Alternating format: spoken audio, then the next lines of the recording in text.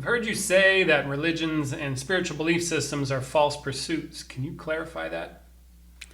Sure. Now, if I said that, why a false? What do I mean by false pursuit? False. Well, that means it's not true, right? So that what I'm saying is that the religion and or belief system itself is not true. How could I say such an outrageous thing?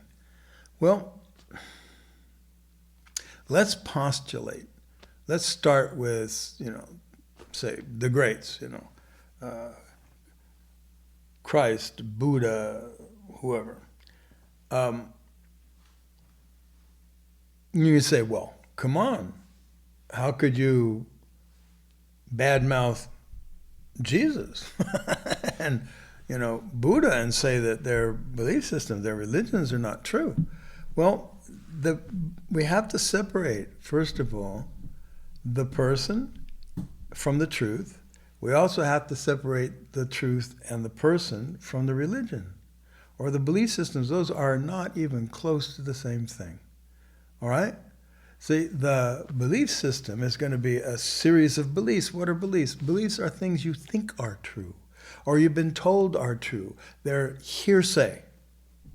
See, so to me, like a whole fabrication of religion telling you this is the world, this is the way things work, this is, what's, true based on our beliefs. And you ask them, well, why? Do you believe that? Say, well, it's because it's true. Okay, that's kind of circular, isn't it? See, and so the religion and or spiritual belief system is itself a failure to become directly conscious for yourself of what's true. Do you follow that? There's no belief system or spiritual belief system that you need to follow or believe in when you grasp what's true. Now, maybe you like to do that. Maybe you like to also see movies or eat hot dogs or, I don't know, read a good book. Those are, okay, fine, and you like to join a religion and believe in things. Cool. My take, though, is, don't think it's true. You say, but how could I get into it if I don't think it's true? Well, you got me there. The very fact that you're stuck believing in something means you don't know. And that's the first thing to grasp. Yeah? You have to acknowledge that. Nobody wants to acknowledge that because the whole belief system serves the purpose of telling you what to know. You see? You say, well, now I know God lives in heaven. Jesus is the only begotten Son. Buddha is a divine entity and saving all sentient beings. Whatever it is, you see? And all that's really horseshit. It really is. Why do I say such nasty things? Well, it just comes naturally. But it's not true. It's what people made up. And the moment the founder is dead, people will make stuff up, not based on what's true or a direct consciousness of what's true, but on what they think is true or what they heard. And, we get that wrong all the time, right? That's not hard. And see, when people are trying to achieve something, they're trying to discover whatever, God or what's true about something, right? That's a different position than knowing it, than being there, say. So the followers of any person or whatever belief system, the followers of it don't get it by definition. They're trying to achieve it. And who creates the belief system? Not those that get it, but the people trying to achieve it. Do you see the difference? And those all of them. Look, let's take some examples, right? Jesus. Now, Jesus, as the myth of Jesus, okay? Which we're not going to mess with, really, much. maybe a little. Okay, but see, Jesus, right, only, as according to the myth that I've heard, only had 3 years to teach disciples. Now, he must have been pretty impressive, and likely a lot of his being impressive was the fact that he was so self-sacrificing, you know. He physically, he died, okay? That's how self-sacrificing he was, you know, given that he could have done something about that, which is part of the myth that he could have, but didn't. So in any case, you know, he's saying something that most people cannot fathom, okay? They can't fathom it. It's like, what? No, self, me. He's going, no. No, survival, we got to get it. He's going, no, watch. I'll fucking die on the cross here. Do you get it? It's not important. Of course, then everybody made that really important. And they got crosses all over the place and shit like that. You know, okay. All right. Honoring his sacrifice. Let's go there. Okay. But in any case, see now, did Jesus write down anything? No. Yeah. Did he say stuff? Yes. How do we know? Other people say. Okay? Peter, Paul, Mary. I guess Mary got in there somewhere. Not the Peter, Paul. Okay. Anyway, you know, these guys, John, like, they're the ones that said, after he was dead and after they escaped being crucified by the Romans and were scared shitless, and having only studied for at most 3 years from this man, they're the ones that said what he said. Now, hopefully he got some of it right, okay? I'm hoping they, how do you say, were trying to be genuine and trying to you know, convey, you know, as accurately as they could, but come on. You know that doesn't work out very well. And given, I mean, let's see, how do I say this? Have you ever read the Book of Not Knowing? Do you think you know what's in it? Yeah? Do you actually have a complete consciousness and experience of everything in there? I would say probably not. Do I? Yeah. I wrote it. Right? Do you? Probably not. Okay? So now if you were going to, you know, it's not a put down, it's just how that happens. Okay? So if you were going to now convey what's in the book, you're going to be different. You're going to convey stuff that's different than what I would convey.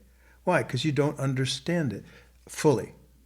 Okay? See, now, some, like, people will, you know, they'll ask me, you know, they'll tell me about, this is my understanding of what you wrote, and almost every time they get it wrong.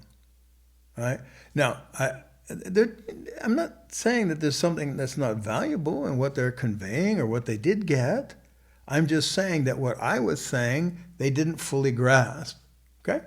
So I say, you know, they got it wrong.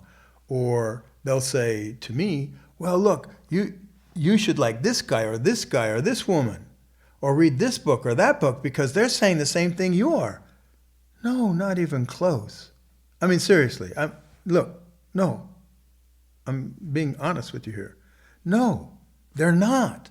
But the people, see, so that what does that tell us?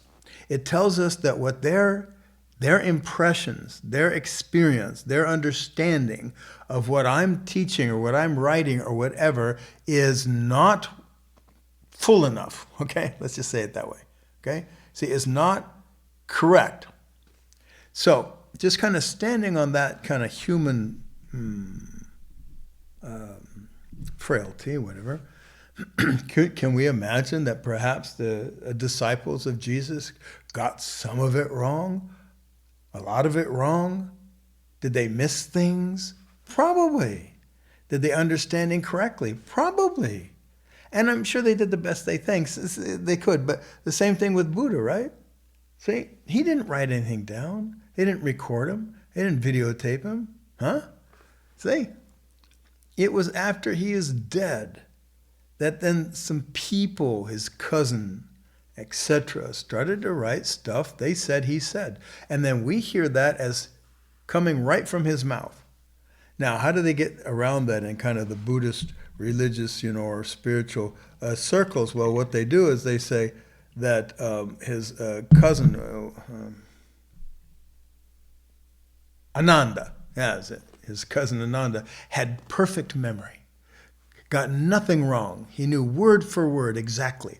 Okay, now do you think that's true? I mean, really, come on. Could it be true?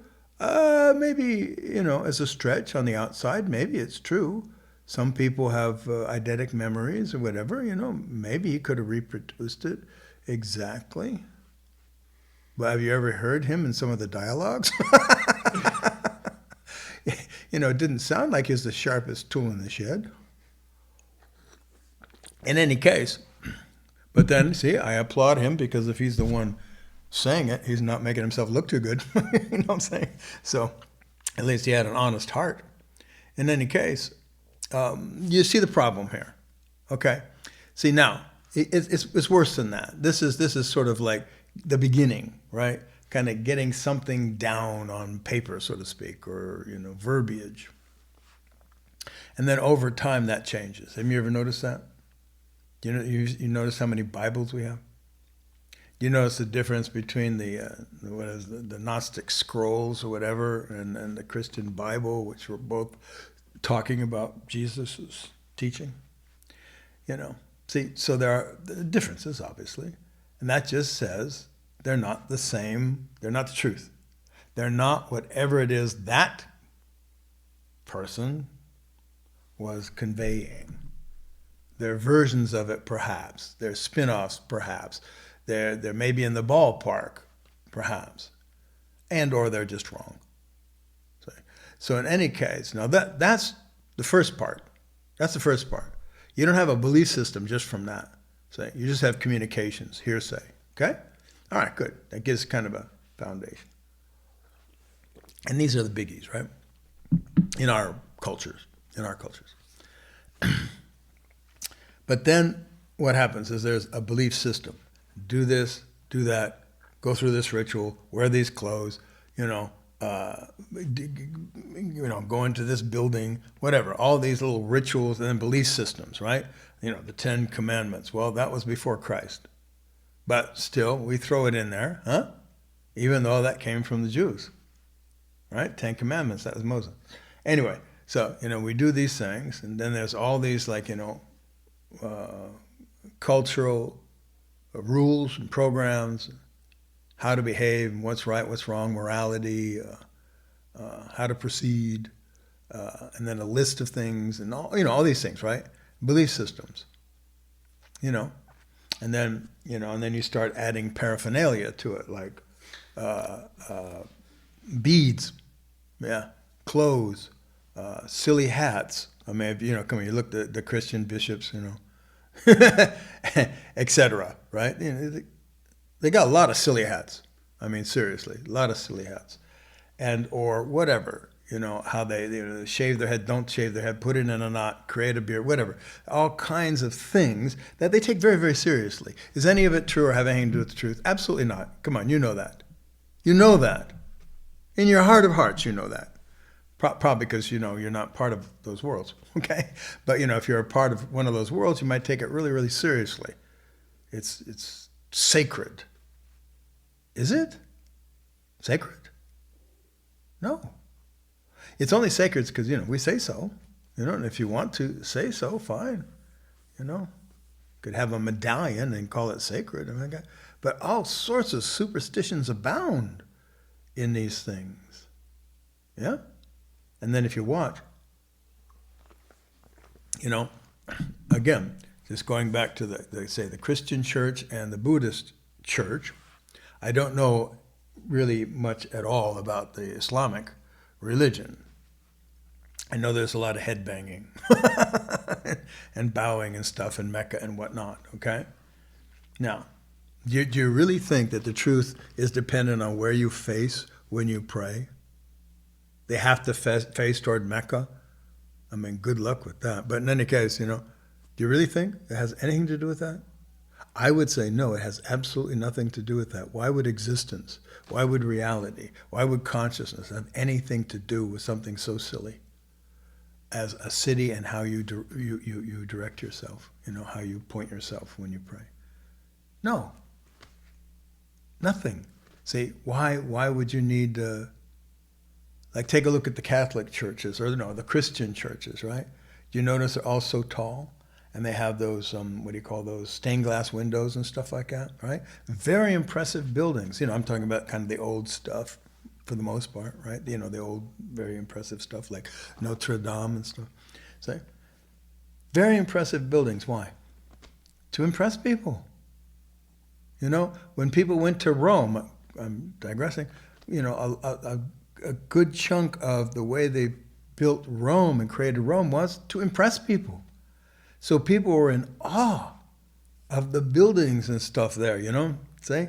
It's very impressive what, Rome was like back when. You see? In any case, so it's to impress people. And why are they so tall? To reach up to heaven. See? So you go in and you're small. You're small. And then there's huge cavernous space reaching up to heaven with colorful light stuff coming through, with images of stuff, right? Saints and Jesus and things like that, all over the place. And you're very impressed. And then this huge organ, whoa, whoa, whoa, playing bellowing music that resonates through the hall, which I'm sure is designed to handle that music well, See? You're completely impressed, enthralled, and you feel like a little turd. And then they stand up on the diocese or whatever. I think it's called a diocese. I don't remember. But anyway, they stand up there and tell you the word, okay, and lecture about how it's all supposed to be and everything like that. And hopefully they got a good message in there. But is any of that necessary? No. Maybe it's necessary for your mind, for your psychology, because you're slow on the uptake. Maybe. I don't know. But you see, that none of that has anything to do with the truth, right? Any more than, shaving your head really has anything to do with the truth. Maybe it's a practice that serves some function or other, okay? But is it known as that? You see? Or the Hare Krishna, wearing beads and chanting and having little... No. Is any of that necessary? No. Is it necessary for you to eat food from another culture to be spiritual? No. Or to have a name from India? No, it's not necessary, nor is it worth anything. It has absolutely nothing to do with the truth. And I'm certain that any of these founders would tell you that, right? I'm certain they knew it, But what can you do? Once you die, people create shit. And they create this whole belief system founded on trying to achieve something, not from having achieved it. You see the difference? And they got all these rules and beliefs and rituals and stuff like that, and then people take it all so seriously, and that, to me, is a failure to grasp what's true, or honestly intend to grasp what's true. And the whole thing about a belief system or a religion is faith, to have faith in the belief system. In the religion, faith is antithetical to grasping what's true. You can see that, right? I mean, come on. If you have to have faith, something in something, the hearsay, the beliefs are what's true, and you just believe it. Why? Because you have faith. You've abdicated your responsibility in the matter. See? You don't want to do the work, okay? You don't want to, or you feel like you can't, and you're told like, no, you're a little peon, and you really can't understand what's true. Listen to us. We know what's true, and just have faith that we know what we're talking about. Bullshit. No. See, or you're just too damn lazy to do the work. You see? In any case, you say, or you just, you just don't believe in anything at all. Okay, that's pretty easy too, isn't it? You don't know what's true. You say, well, I don't believe in religions. I don't believe in spirituality. Okay, what do you know? What do you grasp? What do you believe? Say, you believe in something. See? And it's no more true, okay? In any case,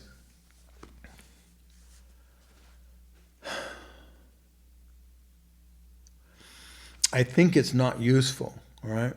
Now, community, hey, community is useful for community's sake, for survival's sake, for your own psychology, for your social welfare, okay? Community is great, and if you have to do that through a church or some belief system or some other group or organization, fine. I hope they're doing good things. I hope it's empowering to you and to the community at large. And that's fine, but you don't need a religion for that, really. God doesn't really have to be a part of that, you see? And so, or the truth, it doesn't have to be a part of that. You see, so you can create community without having that be the backdrop. Okay, but now I was doing a talk in Nashville, and the guy said to me, he says, well, I think we have to believe in something, don't we? We have to believe in something. And I said, have to believe in something, I believe, yes, but I'm certain that what I'm saying is different than what you're saying.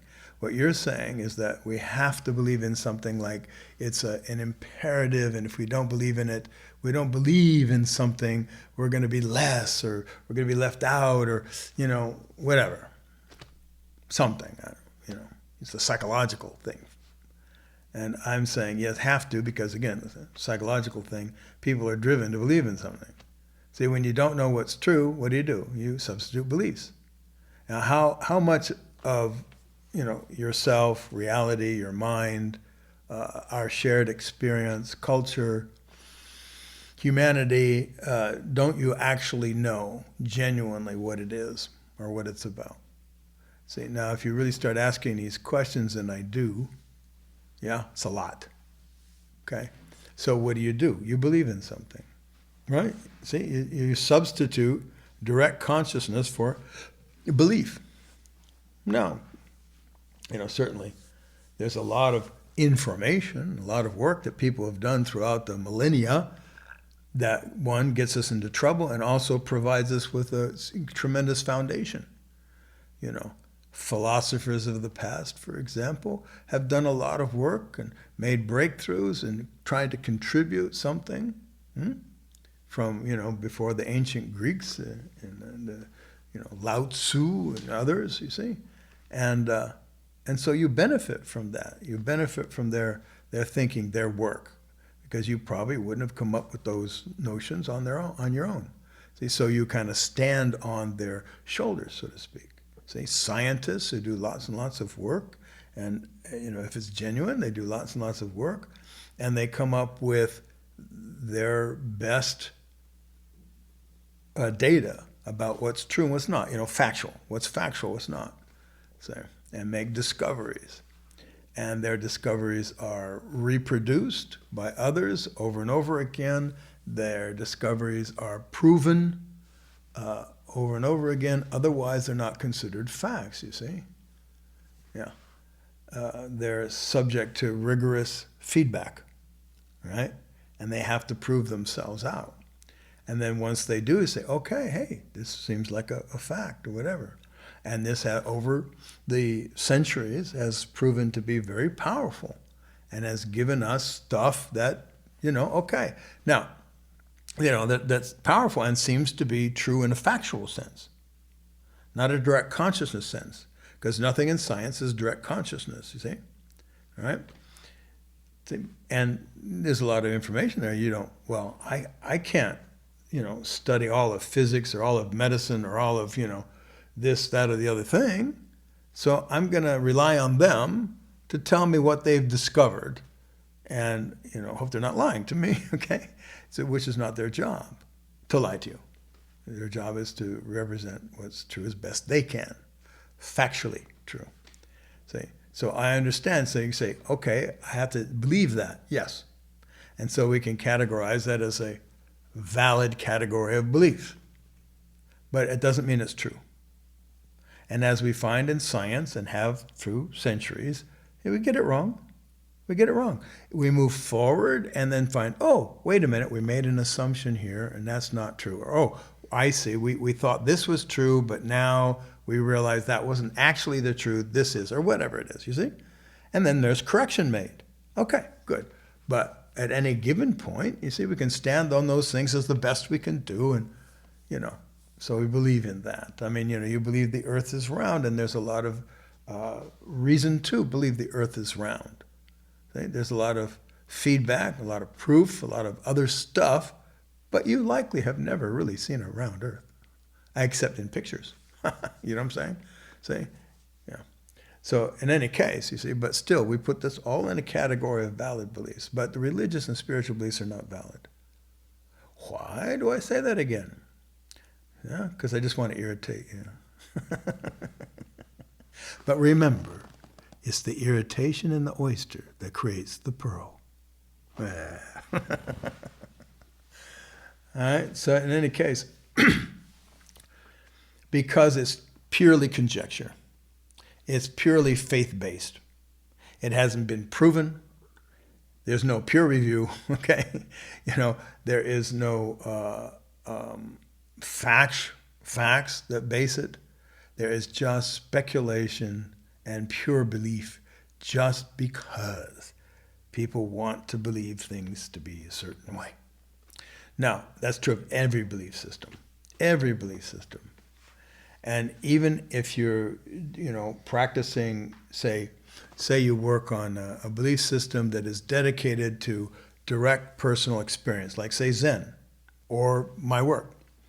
But let's do Zen first. So you say Zen meditation. Good. So that's one of the better belief systems. But it's still a belief system, you see? And it's still held as a religion. Why? Because there's too much faith involved. See? And there is beliefs, like they believe in Buddha. See? And the Buddhists, let's see. Let me back up a little bit, okay? I was talking about the cathedrals and the churches of the Christian religion, right?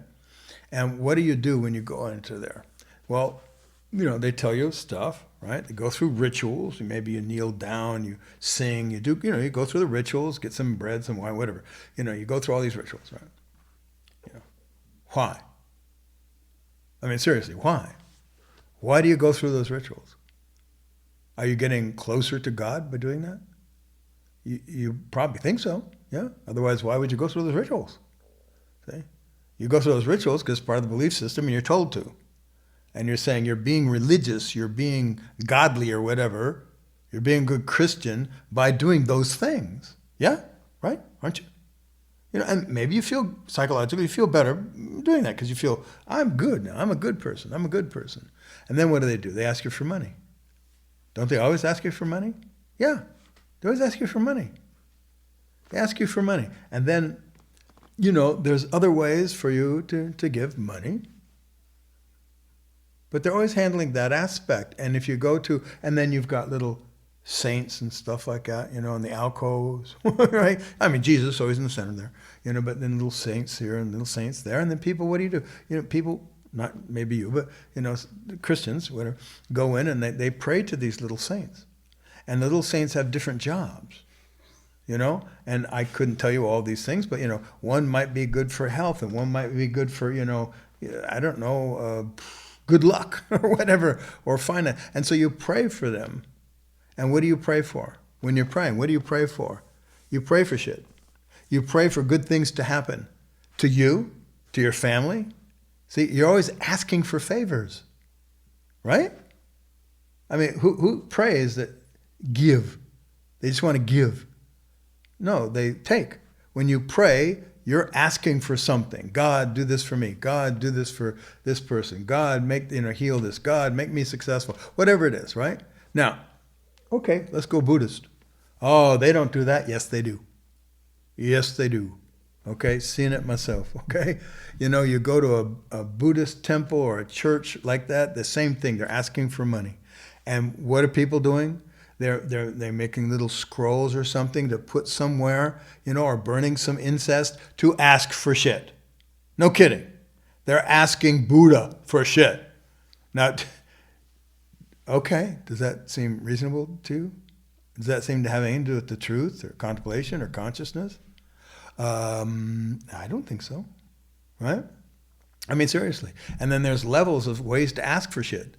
And then you've got your other little, like, saints in their version, little deities or something like that. You can pray for this and you can pray for that. But it's always asking for shit. And people go to these churches, these whatever, temples, whatever, to get something from it. If nothing else, enlightenment. But most of the time, really just, survival shit. Make me rich, have it turn out, cure my son, whatever it is, you see? Help me lighten up in my anger at my neighbor, whatever it is, Okay. Yeah. But you're always asking for stuff. You ever thought about that? Okay, now let's go back to the Zen thing. Now, do you do that? Do Zen people do that? Yeah, sure. But much less. In any case, so Zen, what are you supposed to do? You're supposed to participate and become enlightened. Okay? Yeah. So you go to a Zen temple, whatever, you go to a sesshin, whatever, and you contemplate, or they call it meditate, and sit on a cushion, look at a wall, whatever. Yeah. Try to get enlightened. Not completely clear on how to do that, but you try anyway, right? And you work hard. Okay, that's good. That's good. You're participating. Okay? Then you listen to a lecture, do some more. At least you're participating. Okay? It's far more genuine and far more realistic in that you're not asked to have faith outright. But you are in the background asked to have faith. You see? I mean, think about it. You see? Is the most of the Zen temples are kind of based on a Japanese aesthetic, and so what do you have? You have beautiful grounds and swept walkways, and you have stone garden here or something like that, right? And then you got the abbots or whatever they're called, running around in little robes, right? Maybe a robe, some beads, okay? Shave their head. Okay, and you get some great bells. Okay, usually some really great bells or gongs. Fantastic, all wonderful. But now, what does that have to do with the truth? Nothing at all. I mean, absolutely nothing at all. Nothing at all. See, and I'll bet while you're at the Zen temple, trying your best, I'll bet you eat a vegetarian meal. Why? Well, because that's spiritual. I mean, come on, seriously, right? See, you wouldn't even think about that. It's like, of course, see, you don't even really think about any of this, but now you do, because I'm screwing with you. See, but you eat a vegetarian meal, because Zen, you have to eat vegetarian meals. Why? Because that's the Buddhist way. No, it's not. Buddha was not a vegetarian. He ate meat. He ate all kinds of stuff, because, he's a beggar. Beggars can't be choosers. But he did. He even died of bad food, perhaps bad pork, right? See? So he was not a vegetarian. So now how come it's become complete tradition and sacred that you have to be a vegetarian if you're a Buddhist? See, something to think about, okay? See? It's just a trap people fell into. Is vegetarian eating perhaps better for you in that work? Maybe it is. I'm not saying it isn't, but base it on what's true, not just because you're a fucking Zen Buddhist. All right? In any case, and then what is the beads and the robes, the shaved heads, what does that have to do with the truth? Nothing. What do the bells and the gongs have to do with the truth? Nothing. What do rocks being raked a certain way have to do with the truth? Nothing. They're aesthetic, they're pretty, they're nice. They help you concentrate your mind, you see? Because you think now we're in a spiritually, beautiful place or something like that. But what does that have to do with the truth? Nothing. See? So even one of the better ones, one of the better belief systems, you see, one's like Zen, still falls into traps like that. Yeah, and I got nothing against Zen. I think most of their places are really, beautiful. It's like peaceful, calm. This is nice. It's great for the mind. But, so is therapy, and so is Xanax. So maybe it's the Xanax of the spiritual world. I don't know. See, and that might be nice. It's fine. Okay, but you should acknowledge what's what. All right? And all the bullshit and the faith and the beliefs behind stuff and the assumptions, of which there's a great deal, are not. They are false. They are false. Okay? Okay, what's true? That's for you to find out. Okay? That's your job. All right? To find out openly, but not base it on what people say. And there's always assumptions in the background. Like the whole idea of enlightenment. What is that? Huh? Somebody just asked me to do an article for some London magazine, and they're asking questions. And one question they asked, but they want me to limit the amount of words I can use. And one question they asked was, what are your most profound, enlightenment experiences and this and that? And I said, are you kidding me? No.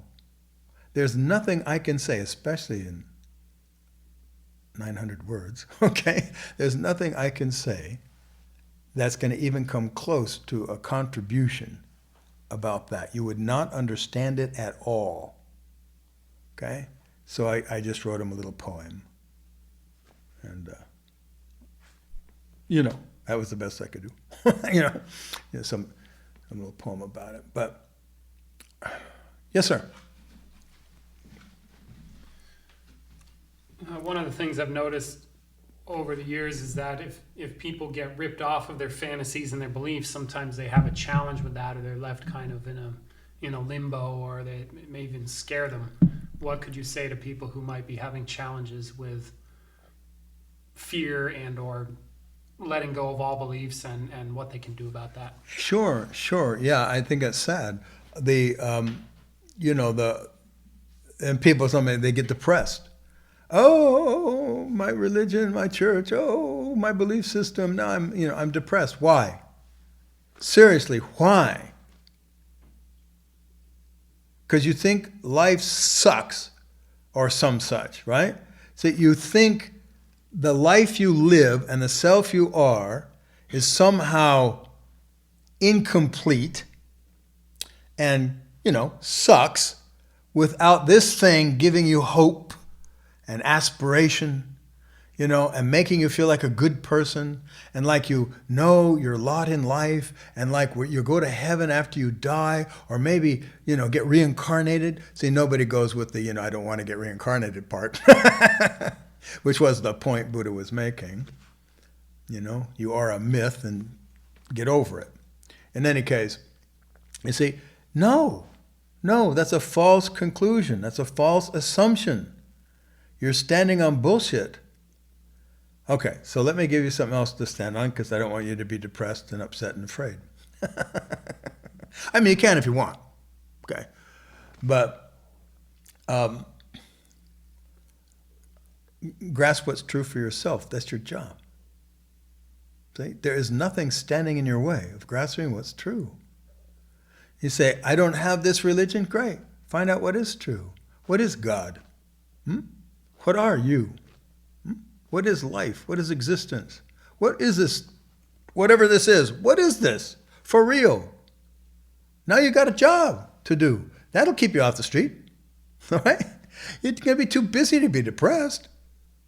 Yeah. And then if you are depressed, what is depression? Why does it occur? Come on. Seriously. What is it? Why are you depressed? I could tell you why you're depressed. I won't. That's another book. Coming out March 4th. Oh, it's probably out by the time this is out, so whatever. But in any case, you see, there's lots of questions you can ask. And the power in asking them, look, I understand you'll probably fail a lot, all right? You'll work hard. You won't have success. It's okay. It's okay. Just keep at it. Stay open. Keep the proper intent.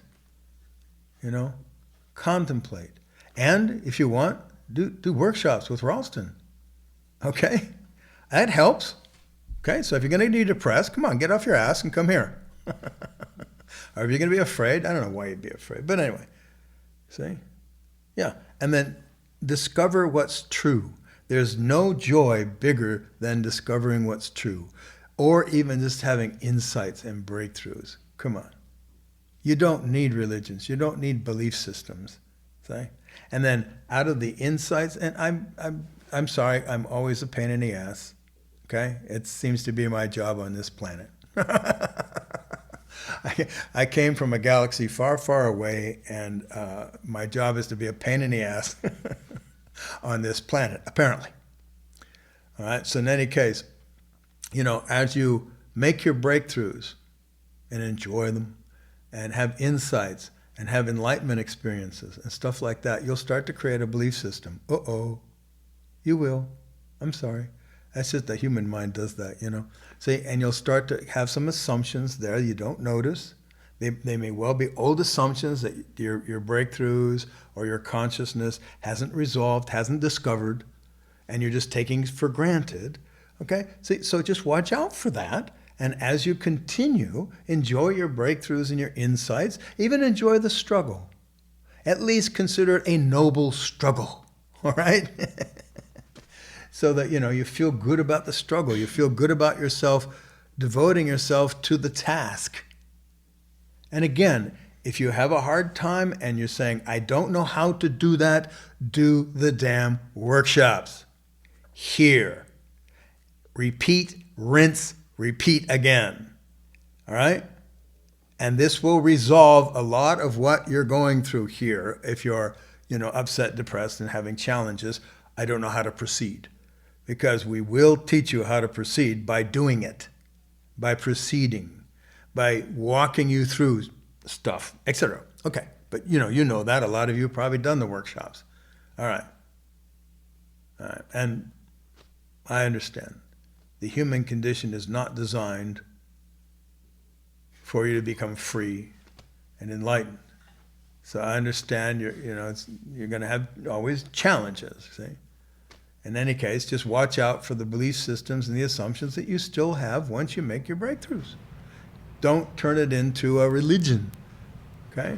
I deliberately avoid going down certain roads that I could go down, okay, of which I'm conscious, and I avoid going down those roads very much because the only thing you could do is turning it into a religion, right?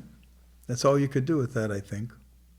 So I try to avoid that. I mean, I touch on the edges constantly, but, I don't want you to turn anything into a belief system that I say.